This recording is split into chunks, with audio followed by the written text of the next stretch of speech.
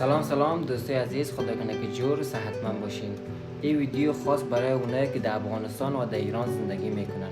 بچه ها کسایی که نمیتونن در تیک تاک لایو برن، ما براتون از 0 تا 100 ش براتون آموزش میتونم. آسان ترین طریقه در 5 دقیقه دیگه کارتون حل میشه. شما این تیک تاک سابقه تون پاک کنین، حذف کنین، یعنی باز داخل گوگل رفته تیک تاک مود شده نوشته کنین. تیک تاک مود شده نوشته کردین، گرام دانلود از لینک مستقیم یک گزینه دیگه میاره. شما تلگرام انتخاب کنین، برین داخل تلگرام، 3 تا براتون تیک تاک میاره. 3 تا تیک تاک براتون میاره، یکش شما دانلود کنین. اولش دانلود کنین، اگر قبول نکرد دومیش دانلود کنین، اگر اونم قبول نکرد سومیش دانلود کنین. 100% یکیش براتون جواب میده. آسان ترین طریقش اینه میسته براتون بچه‌ها.